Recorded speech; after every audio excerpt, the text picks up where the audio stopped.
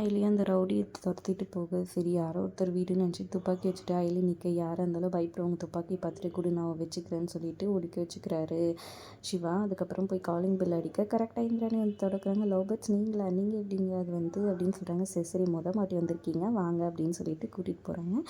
கூட்டிகிட்டு போய் ஆரத்தியெல்லாம் எடுத்து எல்லாரையும் கூப்பிட்டு இது பண்ணுறாங்க. என்ன திடீர்னு வந்திருக்கீங்க என்ன ஏதுன்னு கேட்குறாங்க. அது வந்து அப்படின்னு சொல்லி தயங்கிட்டு இருக்காங்க. காஃபி கொண்டு வந்து கொடுக்குறாங்க. சரி எங்களுக்கு டைம் ஆகுது நாங்கள் போட்டோமான்னு சொல்கிறாங்க. ஏன் டென்ஷனாக இருக்கீங்க 2 பேரும் சொல்லுங்க. அது ஒன்றும் இல்லை அப்படின்ற மாதிரி தயங்கிக்கிட்டே இந்த மாதிரி நாங்கள் பேங்க்லேருந்து பணம் எடுத்துகிட்டு வந்தோம். அப்போ ஒரு திருடன் வந்து எங்ககிட்ட இது பண்ணிட்டு போயிட்டான்னு சொல்கிறாங்க. பணம் எதுனா இது ஆயிடுச்சான்னு சொல்லி கேட்க, இல்லை அதில் காடுங்க தான் இருந்துச்சுன்னு சொல்கிறாங்க. அந்த திருடன் எங்கள் வீட்டுக்குள்ளே வந்துட்டான். இங்கே வந்துட்டான். நான் இவ்வளோ லேட்டாக சொல்கிறீங்க வாங்க போய் எல்லா இடத்துலையும் தேடலான்னு எல்லா இடத்துலையும் தேடுறாங்க.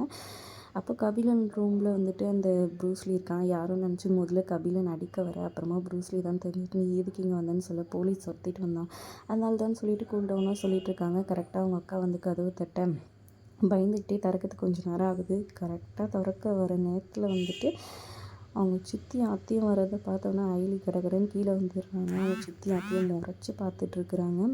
கபிலன்கிட்ட இந்த மாதிரி சம்மந்தி வீட்டுக்காரங்க வந்திருக்காங்கன்னு சொல்லிட்டு வேறு எதுவும் சொல்லாமல் இந்திராணி கீழே வந்துடுறாங்க. என்ன அயலி எதுக்காக நீங்கள் வந்தேன், இந்த கல்யாணத்தை நிப்பாட்ட வந்தியா, எதுவும் சதி பண்ண வந்தியா அப்படி இப்படின்னு அவங்க சித்தியும் அத்தையும் கோவமாக கேட்டுட்ருக்கா. இந்திராணி வந்தவொன்னு நடிக்கிறாங்க. மாதிரி இவங்க 2 பேரும் வந்திருந்தாங்க. இந்த மாதிரி திருட வந்துட்டாங்க இதெல்லாம் இவ ரீல் விட்டுருக்கா, வந்து கல்யாணத்தை நிறுத்தத்துக்கு தான் வந்திருக்கான்னு அவங்க அத்தையும் சித்தியும் மனசுக்குள்ளே நினச்சிக்கிறாங்க.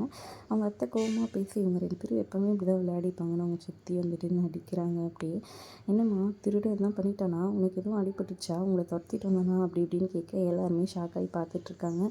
ஒரு பக்கம் எங்கள் சிவாவோட அப்பாவும் வந்திருக்கிறாரு. சிவாவோட அப்பா கையில் இருக்கிற மோதிரத்தை கண்டுபிடிப்பாரா சிவா. அதே மாதிரி அந்த வீட்டுக்குள்ளே வந்தோடனே ஏதோ சொந்தக்காரங்க வீட்டுக்குள்ளே வந்த மாதிரி ஃபீல் ஆகிடுது.